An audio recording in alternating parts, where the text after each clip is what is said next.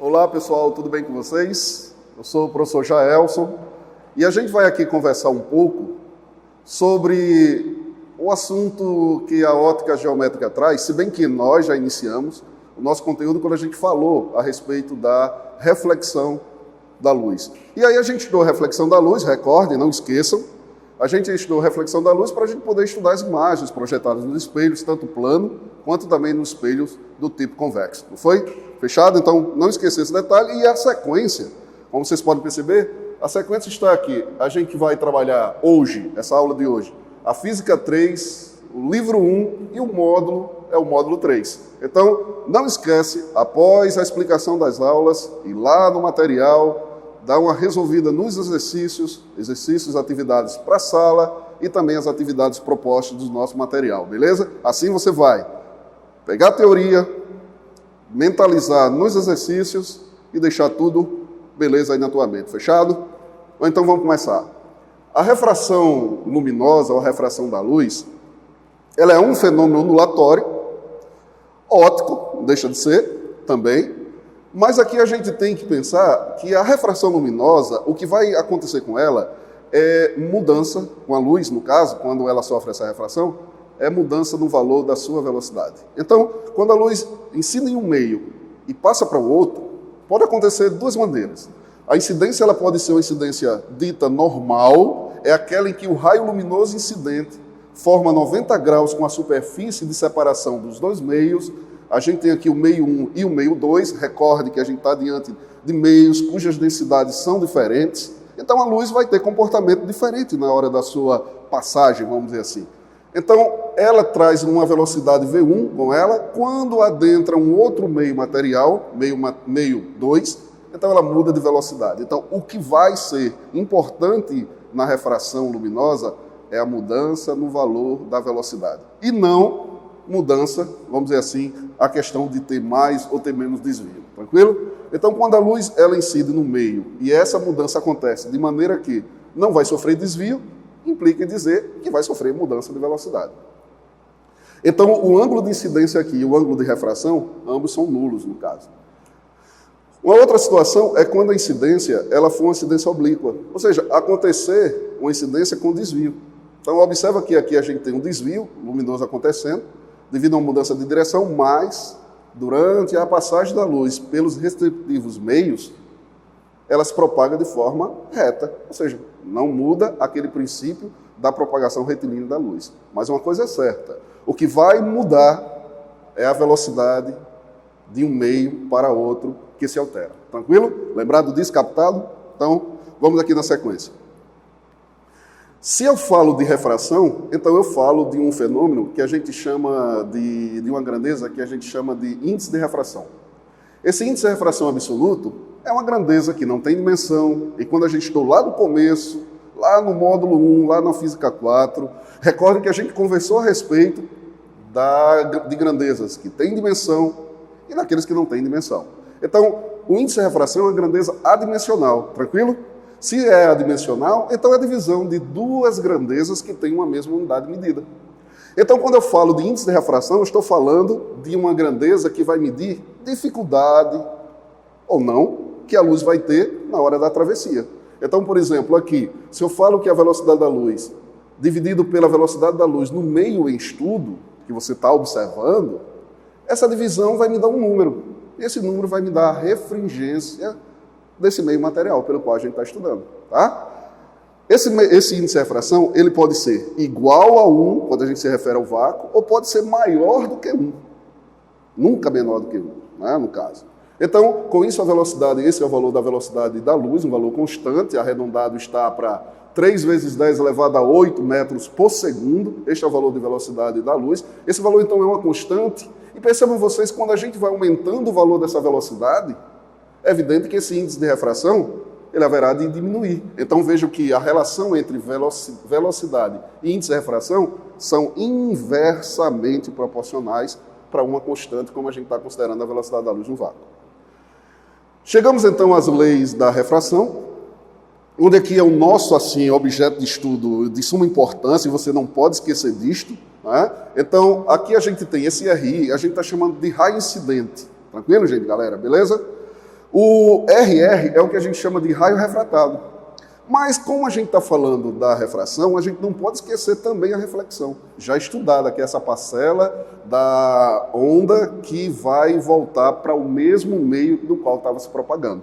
O que a gente está estudando de fato nessa aula é este raio luminoso que adentra o meio 2, que aqui eu estou falando de um líquido. Tranquilo? Fechado? Então, aqui, a luz vai ter uma velocidade V1.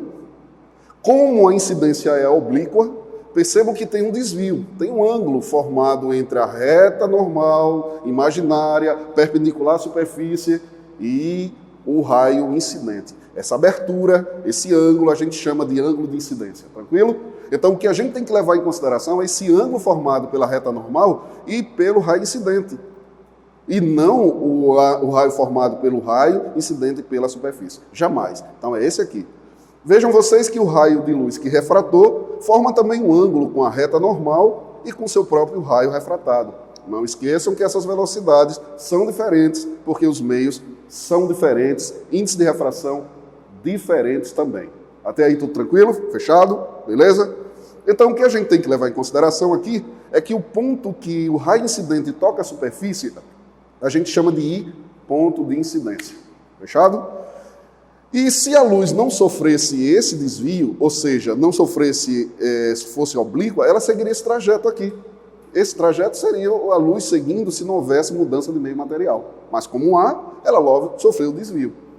Não esquecer vocês, galera, que quando a luz, o raio luminoso se afasta da reta normal, isso significa dizer que aquele meio pelo qual ela está passando vai me dar um índice de refração baixo. Então, menos dificuldade ela terá para atravessar a luz. Atravessar o meio, perdão. Então, é óbvio que aqui ela não vai encontrar dificuldade porque ela se afastou da reta normal, índice de refração mais baixo, velocidade maior. Então, quando ela adentrou outro meio, olha o que aconteceu. Ela se aproximou da reta normal, fazendo com que a sua velocidade diminuísse de valor e o índice de refração aumentasse de valor. Então, esse meio 2 ele é mais refringente do que o meio 1. Fechado? Bom, e isso a gente precisa de quê? De números, a gente precisa de valores, e aí a gente entra nas chamadas leis da refração. E as leis da refração, a gente tem, na verdade, duas leis. Essa primeira lei só trata, teoricamente, do que? O raio incidente, RI, o raio refratado, RR, e a reta normal, a superfície de separação dos meios, são sempre coplanares. Quer dizer, pertencem sempre ao mesmo plano. Tranquilo? Isso a gente não pode esquecer, certo? Bom, e chegando então à segunda lei da refração, a gente já tem a chamada lei de Snell-Descartes. E a lei de Snell-Descartes, ela vai trabalhar, vamos dizer assim, de forma quantitativa essa refração.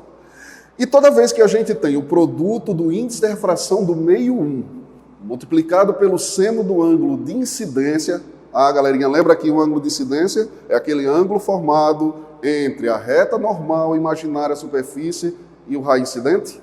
Então, ele vai aparecer aqui, ó.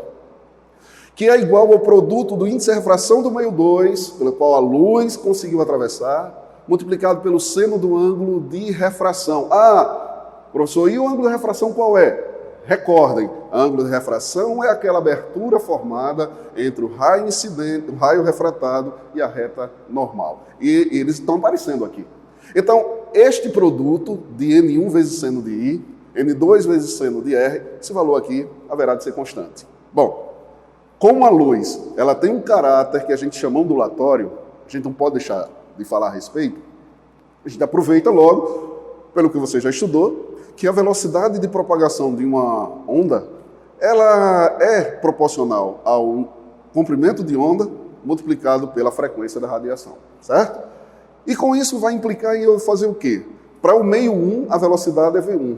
Comprimento de onda, lambda 1, vezes a frequência. Pessoal, não esquece que a frequência não se altera em uma onda quando ela sofre refração. Então, uma constante que eu vou ter, a frequência. E essa frequência, quando a onda vai sofrer a refração, ela não se altera. Não se alterando a frequência, o que é que a gente pode aqui pensar? Se a frequência não se altera, desde que a fonte também não mude, então não depende do meio pelo qual ela consegue se propagar, ok? Então, quando a gente faz a divisão, se você isolar aqui a frequência, vai ser V1 sobre lambda e V2 sobre lambda 2. E aproveitando a lei de Snell originalmente, a gente aproveita para esse outro lado e já inclui o comportamento que a onda tem de ser, a luz tem de ser onda, certo? Então fica assim a dica. Lei de Snell completa, além da parte, vamos dizer, luminosa, a gente também tem o comportamento ondulatório. Fechou? Show? Então, com essa equação, que está completíssima agora, a lei de Snell, segunda lei da refração, você resolve aí qualquer tipo de questão que envolva a parte quantitativa referente à refração luminosa. Fechado? Bom estudo!